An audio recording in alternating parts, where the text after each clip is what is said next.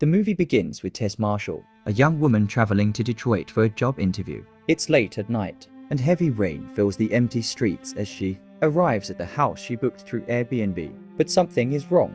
The front door is already unlocked. Inside, Tess finds Keith, a man who claims he booked the same house for the same night. Both show their booking confirmations, and shockingly, both are real. A double booking mistake. The situation feels uncomfortable. Tess is cautious and alert. The neighborhood outside looks unsafe, and finding another place to stay late at night feels risky. Keith appears polite, calm, and respectful. He offers Tess the bedroom and says he'll sleep on the couch. Even so, Tess keeps her guard up. This part of the movie builds tension quietly. Nothing dangerous happens, but the feeling of unease never leaves.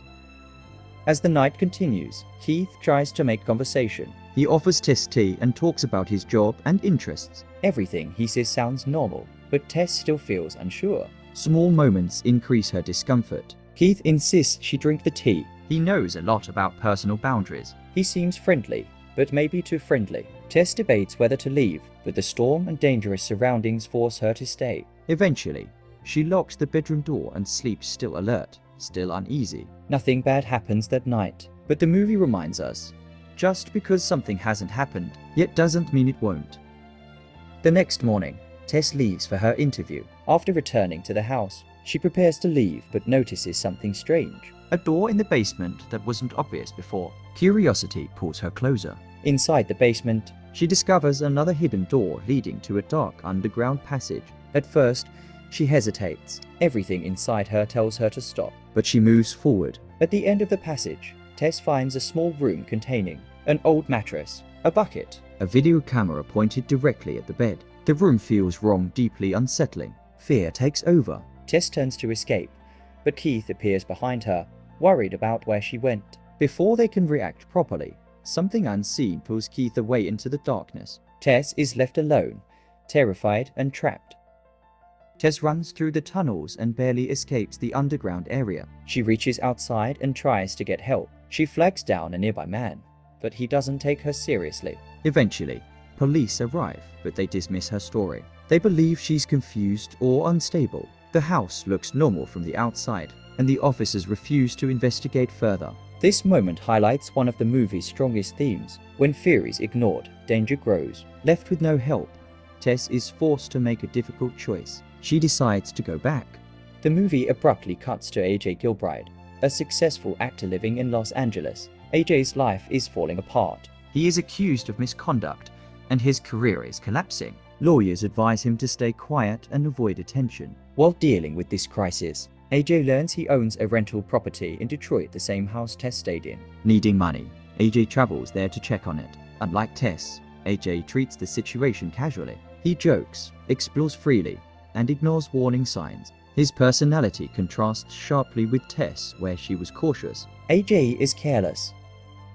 AJ discovers the basement door and the hidden passage. Instead of fear, he sees opportunity. He believes expanding the basement could increase the property's value. As he explores deeper, he discovers the same disturbing room Tess found. Suddenly, AJ realizes he is not alone. He becomes trapped underground just like Tess and Keith before him. This moment connects both storylines and confirms the house itself is the center of everything.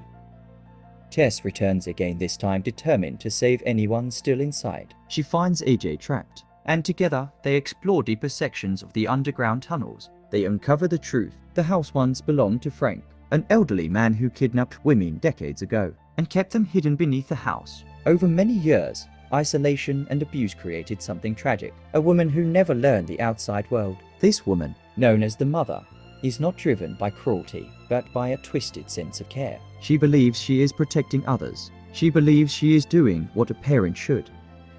The Mother approaches Tess gently, treating her like a child. She brings her food and tries to comfort her. This creates emotional confusion. The Mother is dangerous, but not intentionally malicious. AJ reacts very differently. His fear turns into selfishness. As they attempt to escape, AJ makes a choice that reveals his true character. He prioritizes his own survival above everything else. This moment reflects the movie's deeper message. Real monsters are often defined by choices, not appearances. The situation escalates as AJ tries to escape alone. The Mother follows, trying to protect Tess. AJ returns with a weapon and attempts to justify his actions and past behavior. His lack of accountability becomes clear. In the end, his selfishness leads to his downfall. The mother, wounded and confused, still shows attachment toward Tess. Tess is forced to make a final decision, not out of fear, but mercy. She ends the suffering. As morning arrives, Tess walks away from the house. She survives, but she is not unchanged. The house remains silent, hiding years of pain beneath its walls. Subscribe for more psychological thrillers explained in a simple and engaging way.